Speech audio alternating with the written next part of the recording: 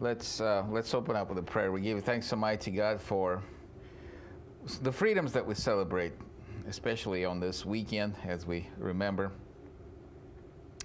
the events that took place that set forth the movement that made us come to where we are today. And as we reflect on your role in our nation, as we reflect our nation's faith and belief and lack thereof, guide us, continue to bless this land with freedoms, and continue to lead us to you. In Christ's name we pray. Amen. We'll just get to it. Church, I didn't know what to call it. Okay, so I'll put church and state. Sometimes you struggle with coming up with a name. I don't know. Some people really get into that, and it's not like naming a book or something like that, or a movie, right? All right, open discussion. What do you think? What kind of separation should there be between the church and the state? Ideally. It's the fact that I think how the founding fathers actually wanted it was there wasn't no banning of church. It was the fact that you had freedom to worship any way you wanted. Okay, so. And not that you were restricted in worship. All right, so what's the separation then? Separation is the fact that the state will not control. The state would be separated from the church, right? So Darrow said that the idea was that nobody would control you, governors. But what happened during COVID? What? What happened Yeah. during COVID? What happened during COVID? Yeah. Government overstepped. Yeah, I guess it ultimately as it was decided that the government overstepped its bounds. That the governor in this case, and it was a federal judge that decided that, right? All right. Any other thoughts? Separation? What kind of separation should there be? Yeah. The people had come from Europe, most of the earlier settlers, and they had come from church-state situations where the Catholic Church and the Lutheran Church controlled basically their lives in a sense. So the ruler of the country, whether it was a king or what have you, whatever he was, that was the church state. So people that came, Russell said people that came from, in that case, Europe, right? And we're talking about, early days. They came from backgrounds where state was the church, or church was a part of the state, right? And so the ruler, the king, the emperor would be acting as an agent of the church. Am I making it difficult? We have to operate that thing. I'm sorry. I didn't realize that. Yeah. But I got my remote, so I'm going to be moving around, making you uneasy. I might even speak from the back. Also, something that would limit the power of the government as well. Okay, yes, limit the power of the government. You had the King of England, who's also the head of the church. Yeah. Who's also the head of everything. Yeah, the King of England, the head of the It's church. just another lane of power for Right. the government. And so you have this in the Declaration of Independence. We're not going to look at it, but it's an appeal to what power as they rebel against the king's power. What power do they appeal to? Divine power, yeah. Because somebody has to be. We're not rebels. They didn't want to go like that. We're actually following God. But the King of England, the one above, right? The Creator. Yeah. So even in Luther's day, that's what he fought against with the emperor had to control. He was controlled by the church and the church. And so we have all this backgrounds with Luther. Yeah. It's a two-edged sword. You can go too much. Yeah. Well, you need the freedom, but you can also when the church starts, the church becomes the government, then you actually lose freedom. You lose freedom, so this is we're on the right path because it's not this cut and dry. Because I think at times we think that wouldn't it be good if the church was a part of the government, right? Then we can just legislate stuff. No, yeah. So that's so we have this background with Luther too, and certainly part of our identity, probably something more we're familiar with. The idea that you don't want the emperor to act as a agent of the state, right? You know, and you look at the Holy Roman Empire, right? And that comes to an end when the famous emperor that grabs the crown of the Pope's hand and crowns himself. Remember who that was? Napoleon, right? Napoleon grabs it, and he says that's basically like a symbolic gesture. That's the end of the. That lasted quite a long time, right? All right. So, what things do you want the government to stay out of? What? No. Do you? Seriously?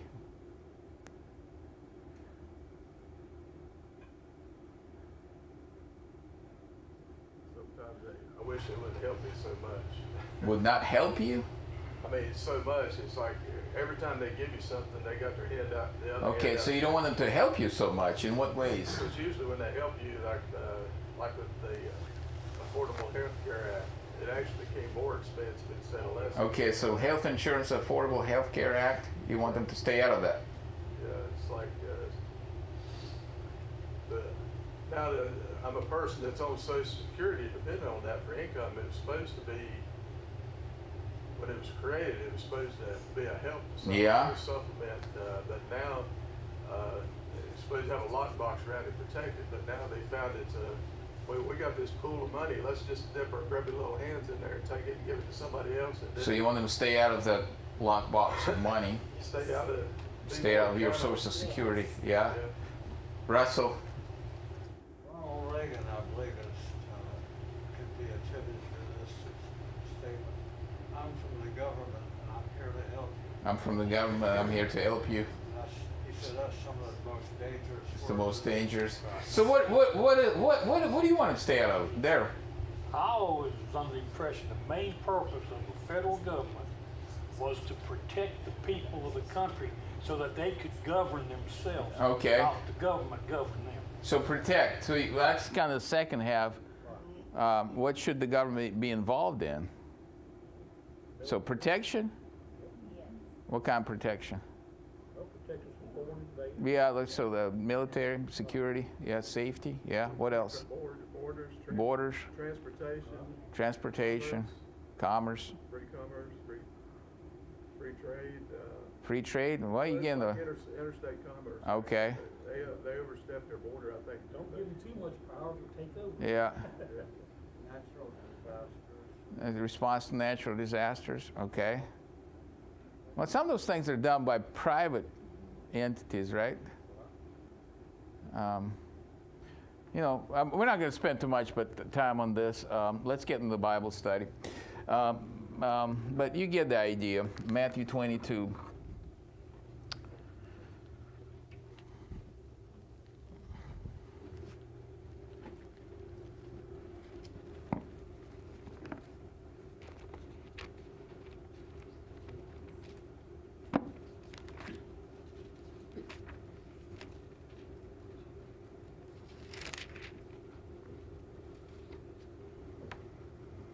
Matthew 22, beginning with verse 15. Then the Pharisees went out and laid plans to trap him in his words. They sent their disciples to him along with the Herodians. Teacher, they said, we know that you are a man of integrity and that you teach the way of God in accordance with the truth. You aren't swayed by man because you pay no attention to who they are. Tell us then, what is your opinion? Is it right to pay taxes to Caesar or not? But Jesus, knowing their evil intent, said, you hypocrites, why are you trying to trap me? Show me the coin used for paying the tax. They brought him a denarius, and he asked them, whose portrait is this, and whose inscription? Caesar's, they replied. Then he said to them, give to Caesar what is Caesar's, and to God what is God's. When they heard this, they were amazed, so they left him and went away. All right, so what do we owe to Caesar? The government. Taxes that are levied. Taxes, that's what he says. Give to Caesar what is Caesar's. What else do you owe the government besides taxes? Respect? In what sense? Honor the people that are in office. Honor the people that are in office. What if you disagree and don't like them? Vote them out. Put up? Get rid of them. But you honor the position, not Honor the necessarily position? the man. Okay, not the or man the woman. or the woman. Okay. Loyalty, at least so long as it's a respectable government. Loyalty as long as what? I just say respectable Respectable. government. Oh. Okay. That's your opinion, sir. That's not what the Bible says. Is that what? That's not what the That's, yeah, probably not. Probably that there's no clause there. Because, When you have an abusive government. okay, abusive government. it goes- Well, let's keep talking. What else do you owe to the government, to Caesar? Loyalty? In what sense? How do you define loyalty to the government? Well, just like our soldiers fight for our freedom. The what? Just like our soldiers. They Soldiers fight for our freedom. Fight for our freedom? They're Okay. loyal. Yeah. Yeah, is that loyal to the government? No, they're trying to stay alive. Or is it, yeah, what do you think? Yeah, it's part of the loyalty to the country, right? Yeah, like a patriotism, right? Well, it has to Goes through the government to be done. It has to go through the government, yeah. Yeah, that's called monopoly on violence, right? Only the government is legally authorized to use violence. You have a little bit of a clause there of the Second Amendment, but even then, it limits. Only the government has a license to really for violence. I mean, that's a rude way to put it, but to enforce laws. Let's put it this way, even through violent means. Force, deadly force. What else? What things do you owe to the government?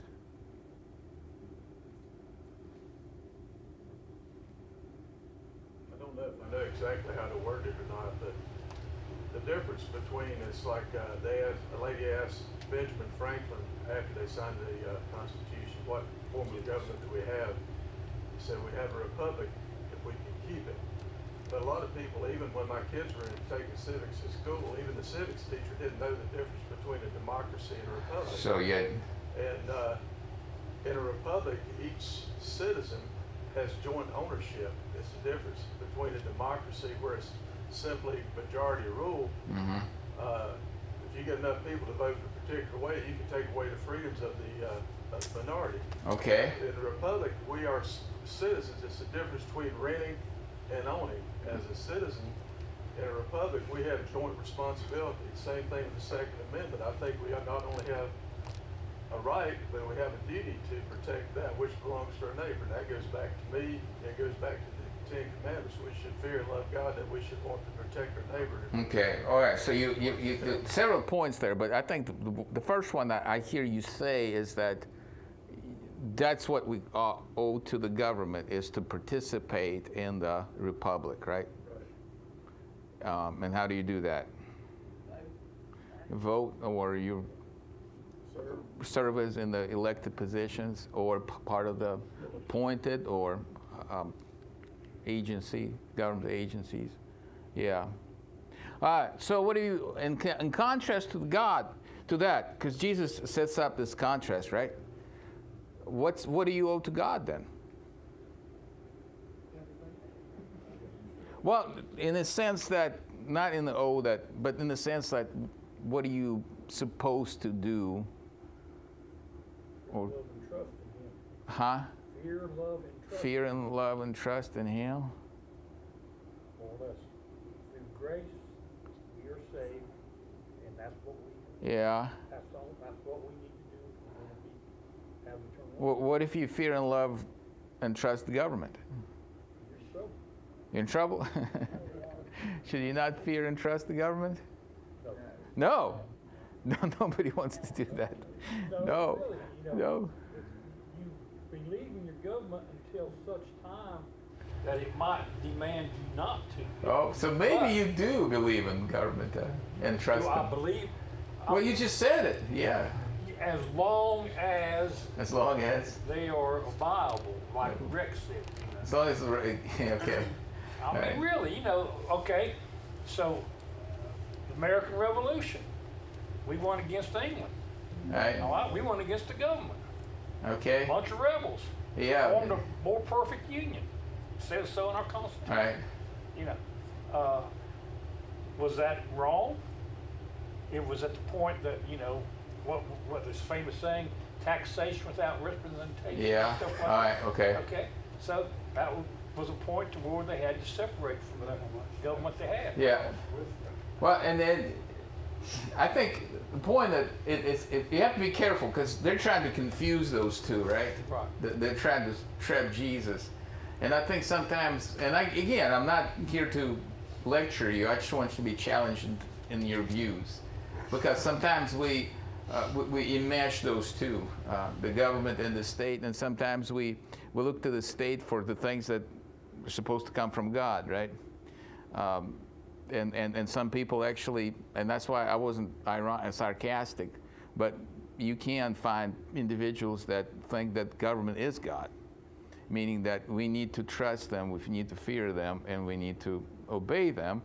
And you do, and it's kind of a difficult one, you throw in the Romans 13 and all that stuff. But at the same time, and then there's those who want the government to be the agent of God. And then there's those who completely disregard the government, and they think that we only need God. So, I mean, this is, it's something to be challenged in. Yeah, go ahead, Daryl. You can never question or turn away from Jesus or God. You can from your government. Well, you There's can. a difference. People do it all the time. People There's a question difference. Jesus, don't they? But I said you dare not. If you're a true believer, you will not. All right. Well. Okay. Whereas I don't have that much faith in my government all the time. You know, and it is a man-made thing. Right. Whereas God is eternal. Yeah, and that's your personal confession. Yeah. And there's people who would disagree with you. Well, that's their problem. Yeah. Yeah. And so it's you don't have to speak up, but just try to formulate for yourself. What do you think? Rex, you want to say something? I'm probably saying too much as it is, but it's two words that we've kind of lost in recent history. It's the concept of stewardship and the concept of statesmanship. That means taking your eyes off yourself, putting on somebody else. In other words, taking care of your neighbor, being responsible for the government. That goes back to being a good citizen. It's been said that absolute power corrupts absolutely. And what we're seeing today, we have an environment with the free enterprise system where we can create a lot of people, a small portion of people have accumulated mass sums of wealth, but when they get that much wealth, then they can influence other people.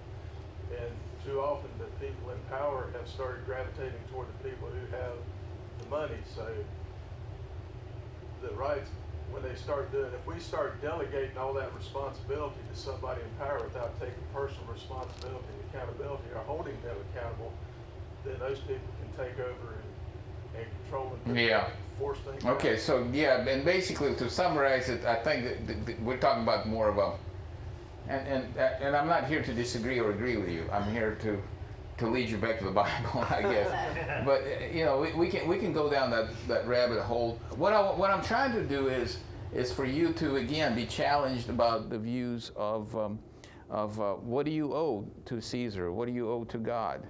And is it confusing? Is it balanced, or is it skewed one way or tipped scale one way or another? All right. All right. So maybe this will. How are the roles of church and state different from each other?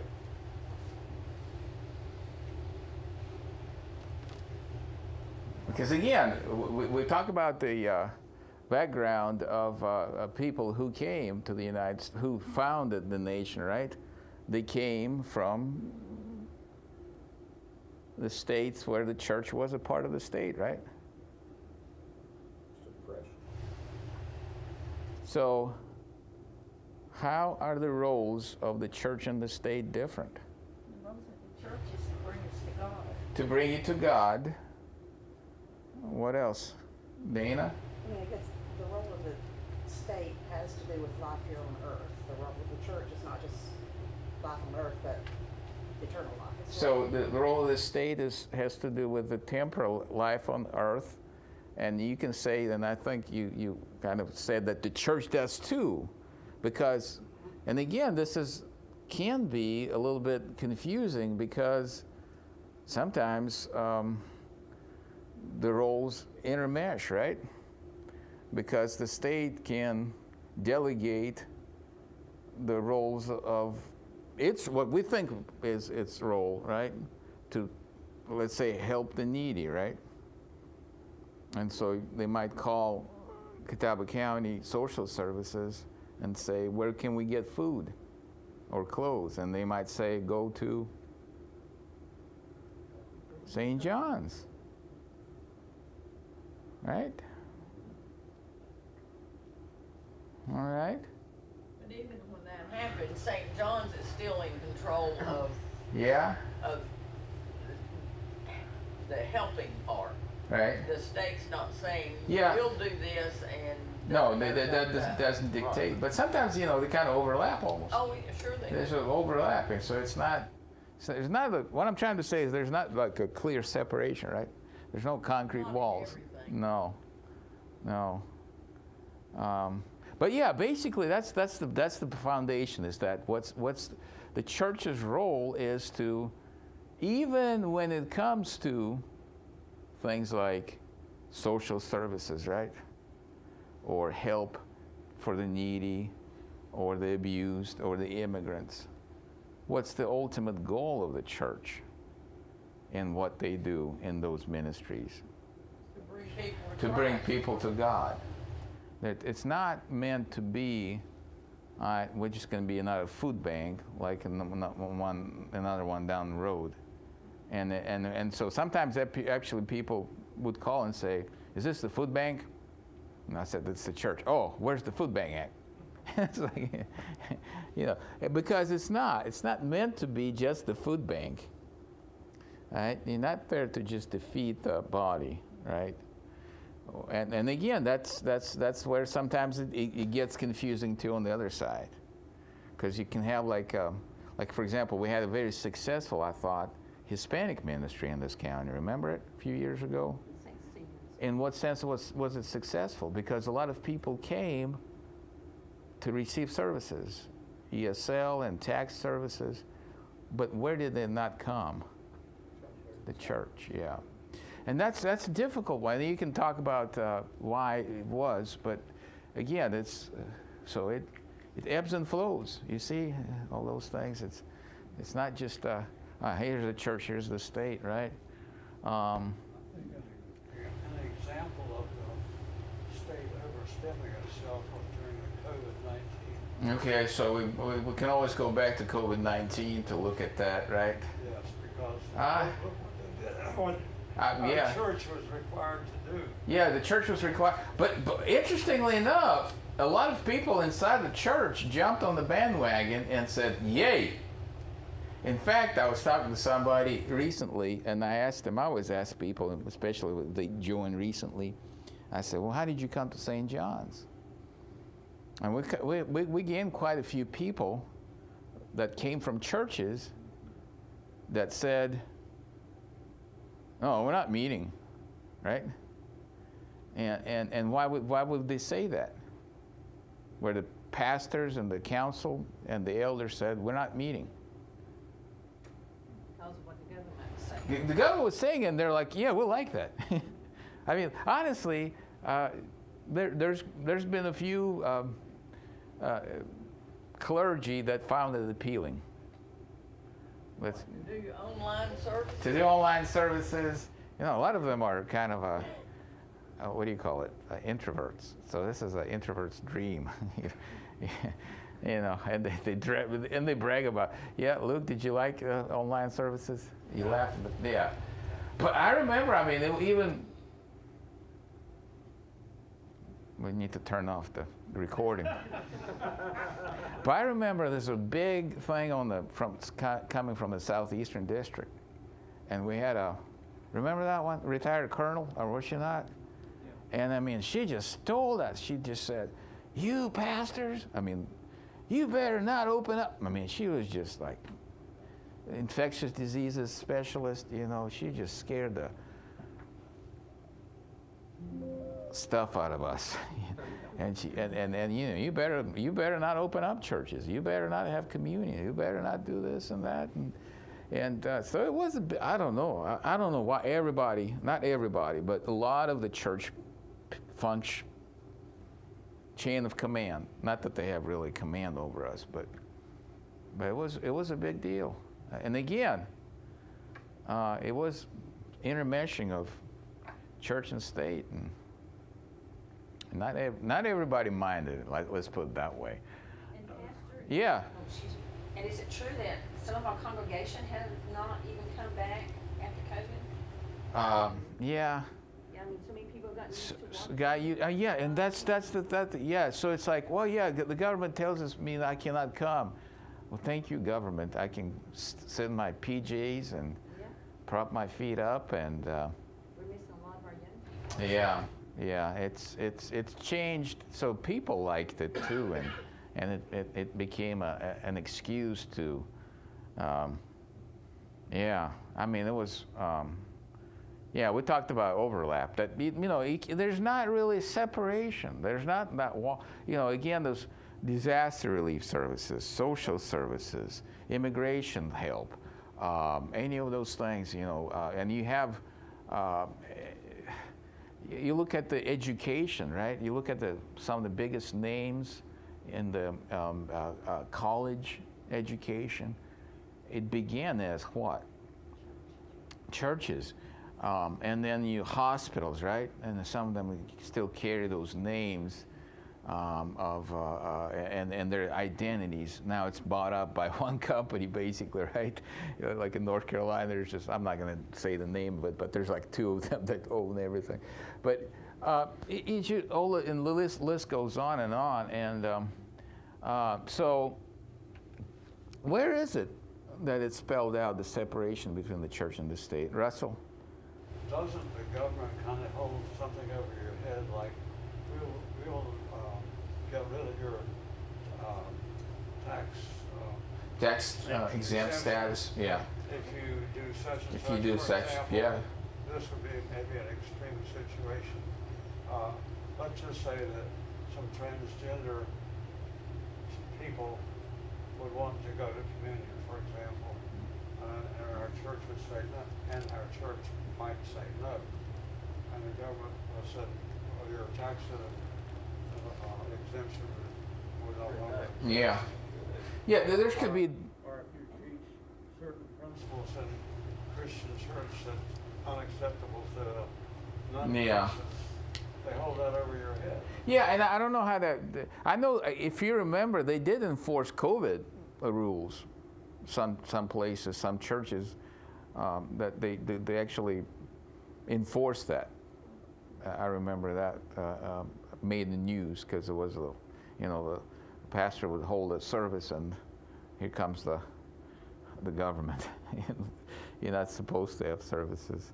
All right. So where is it written that there's a separation between the church and the state? It's not.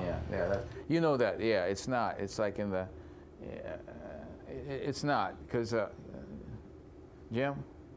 I was just going to say, do you think this situation in Louisiana, where they decided that the 10 Commandments will be posted in every classroom from kindergarten through high school, and then in Oklahoma you have to teach the Bible in the school system? Do you think those kind of things will hold up? Will it hold up? Yes. I'm not a legal expert. I'm guessing. But and to what end, what will it accomplish? You would hope that it would bring children, give them a better understanding of what But again, is it the church's or is it the state's role to do that? Well, I know it's the church's role. Yeah. But You gotta get them in church You know, first. I announced the games out at Bunker Hill, and Yeah. I had that wonderful man at the end there that helped me. Which Run one? all those years. It's Darryl. Oh, Daryl. The one that talks a lot. At the end. Like at the end. Hey, he talks so much that he don't have words to say now. I'm just getting my mouth shut doing football. But, you know, every football game for years, there was a pastor Yeah. who would come Right. and would say a prayer Yeah. before the game. Right. And then, all of a sudden, I'm sitting up there waiting for the pastor to show up, and no pastor shows up. Mm-hmm. The principal comes and tells me, we can't do that anymore. Mm. Now, if you watch NASCAR racing, every race, they pray before the race. Yeah, they do it at Hickory Motor Speedway. Yeah, they do it every NASCAR race. And I guess, weren't we shot there? I mean, really? Yeah. Yeah. Well, again, and this is, I think you need to be challenged, and this is a Bible study. No, what is Caesar's is what, and what is God's? And in the case, and you can find chaplains, for example, for, there's plenty of vacancies to serve as a chaplain for law enforcement and the fire department, nursing homes. So instead of saying like, well, you know, we should do more, or saying that, well, the government doesn't let us do more, what I'm trying to say, what I'm trying to challenge people to do is, well, have you tried to do that? If you've tried and they told you no, that's one thing. But I've heard, you know, so many pastors wax eloquent about how they can't do things anymore, right? Because the government doesn't let them do things anymore. And then you know, we meet and I'll say, well, you know what, we have openings, you know, for, does anybody want to do nursing home ministry? Crickets. What about old Doug? I mean, that's how he recruited me. I said, Doug, I'm all the way in Hickory. He said, well, we can't find anybody in Catawba to be our chaplain. That's how he told me. You have to be a pastor to be a chaplain. I'm saying that of all the people, pastors should be like knocking on the doors, right, and saying, oh yeah, I'll do it. Let me do it. Invite me to this government thing. I want to be a part of this government thing. I want a badge. Right? No. Anyway, see, what I'm trying to say is that that's to me, that's my opinion, Jim, on that. Is that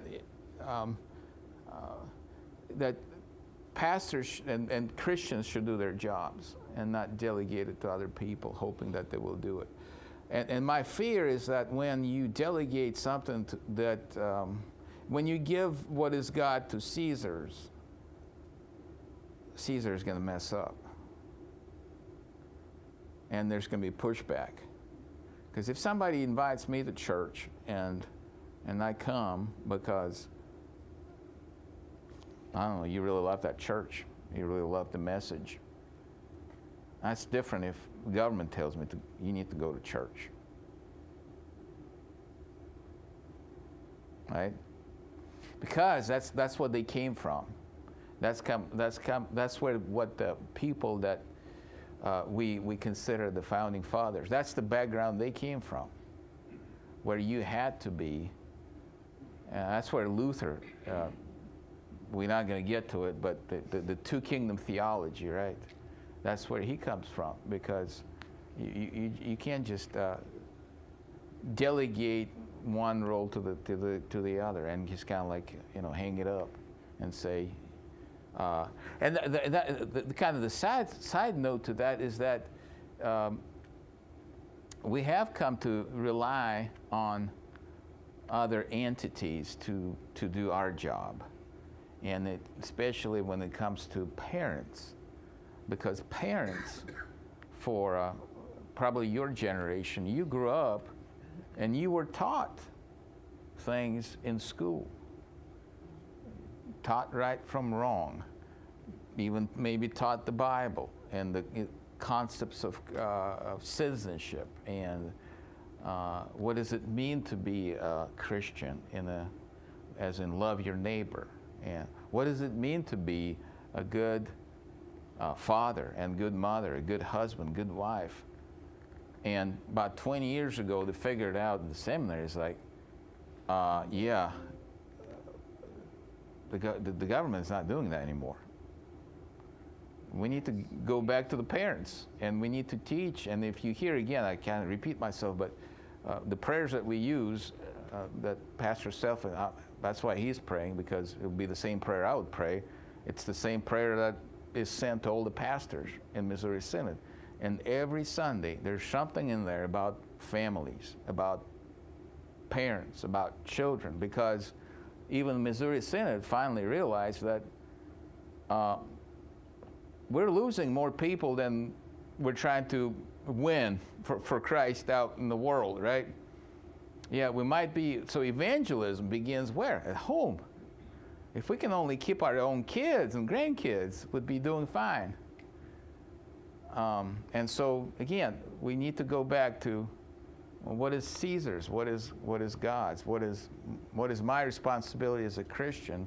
And what is government's responsibility? Daryl.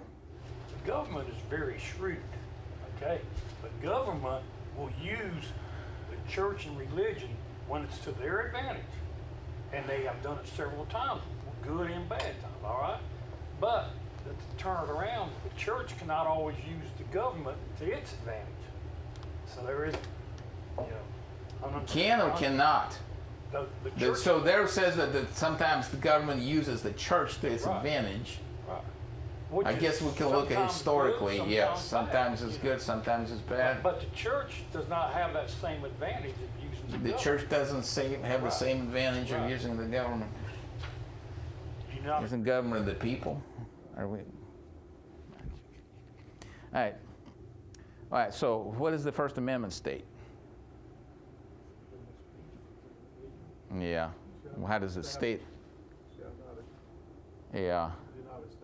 Congress shall make no law respecting the establishment of religion or prohibiting the free exercise thereof, or abridging the freedom of speech or of the press, or the right of the people peaceably to assemble and to petition the government for the redress of grievances. Unless it's COVID, right? Kind of. Well, yeah. What's the significance of religion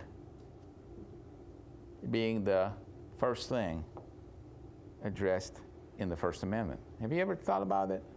It doesn't begin with the freedom of what? Yeah. It's because it's the environment they came from. Okay.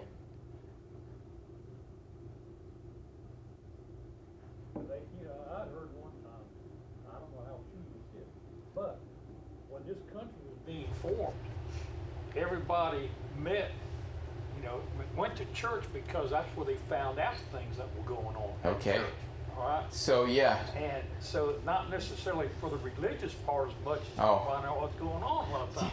Although Yeah. everybody had the right to go to church, you know. And, Yeah. And most people back then did. Yeah, that's where they Attend met, right? church. Yeah, yeah. Those of you who have been to Colonial Williamsburg, right? Well, yeah, that's a beautiful that place might there. be where I heard that. I Yeah, don't know. yeah. You go to church there, and there's a pew there Right. marked with the names, Right. names of the people there. Right. Well, that's the. Yeah, so that was a little different back then. Yeah, but maybe to them that was the foundation. Yeah. That religion is the foundation. And in fact, that I was thinking about putting the quotes, but I stopped myself from in the patriotic service. But you can pull quotes from the founding fathers, right? And the presidents, first 5 or 6 or so, that speak to the fact that to them, that's the foundation of this nation. The faith, the confession, the morality, the integrity, the honor, all those things. If you don't have that, they argued, it's like the foundation. You can have a beautiful house, but if it's built on sand, it will crumble. So that's why religion, I think, you can argue, is the first one. That is, because once you have that, once you pull it out, you can have the freedom of speech, you can have the freedom of press and the freedom of assembly, but if you don't have that one big freedom, right?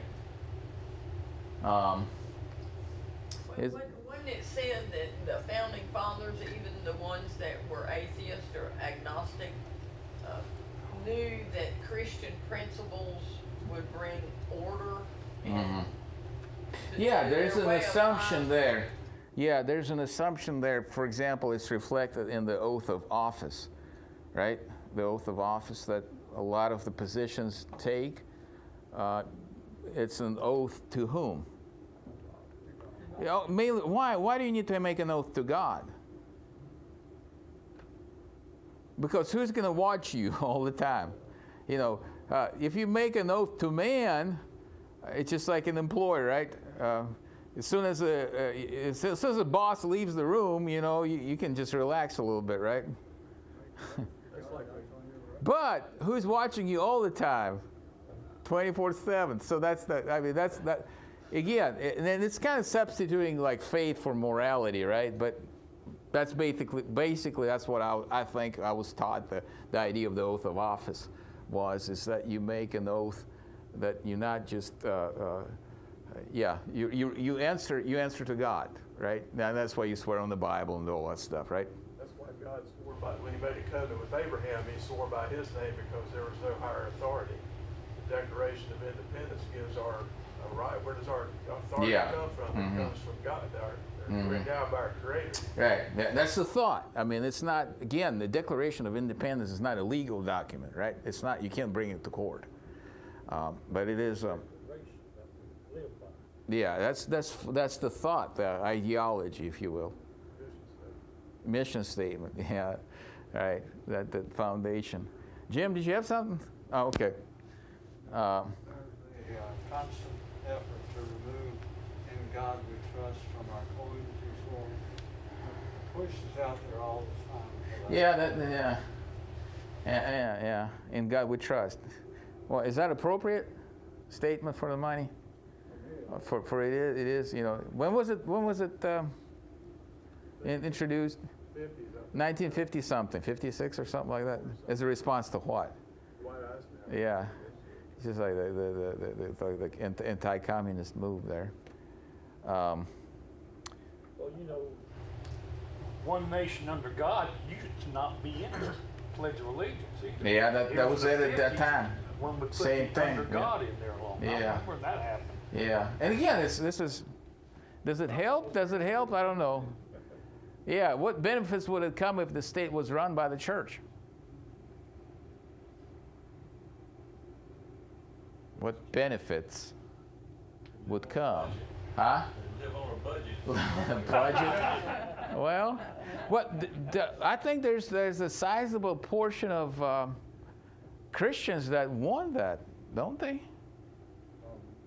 Yeah, but the Lutherans would argue with the Catholics, and Yeah. Catholics would argue with the Right, Baptists and would, everything else. yeah, and then people would argue with that, Jim, in response to Louisiana, Oklahoma, people would argue, well, you need to teach the Quran then, right? Yeah, and you can either say, yeah, go for it, you know, or in Allah we trust, right? We need to put that. Remember, because I remember there's a, you know, Catawba County deputy, their vehicles say that, in God we trust, right? Did you see that? Next time you get pulled over, just no, don't go. Yeah, that's another confusion. But yeah, there's the notion that what if we could have the state do our job and teach all those things that we, the church, want our children and our adults to know. You know, and that's very appealing. And again, Lutherans would argue, but other denominations would probably not, because, well, that's their polity. That's their way of thinking. What problems would he anticipate if church and state merge into one another? I mean, we can have the state, right, teach the Ten Commandments. The state, the teachers, teach the Bible in classes, right? Go back to the Church of England. Yeah, you become, and then who's going to be in charge, right? Yeah, just like a colleague of mine used to be Missouri Synod pastor, and then he became Anglican priest, and he went to end up in London. You know, Hickory to London. What a and he says, well, I preach what my employer tells me. At that time was the Queen of England. She signed the checks. I mean, he was so. If it's same-sex marriage, if that's the teaching of the state, as an agent of the state, you have to teach that now, right? And there's plenty of countries in Europe still that are living off the aftermath. Churches are living off the aftermath of being a state church. Yeah, and they're dying. And they're dying. Yeah, Luke's pastor self said, you go to places that you went, like last year, right? Scandinavia, which is still state churches. And what you see there is that there's a state church that's empty, but the preachers there, they're paid by the state, so it doesn't matter. It's paid by tax dollars. And then there's independent churches that they're not supported by the state, they're not supported by the tax dollars, but that's the ones that Missouri Synod partners with, whether it's in Finland or in Germany, and that's the cases I know personally. I'm sure there's more. That they don't do the bidding of the state, but they don't get the money from them. Anyway, I think our time is up. Something to think about and reflect. Okay, let's say a prayer. We give you thanks, Almighty God, that in your wisdom you allowed us and blessed us with the freedom that we have to worship you, to believe, to confess, to live out our lives as Christians. And we thank you that we thank you for Jesus' teaching, that we ought to give what is government's to the government, and we owe what is God's to God.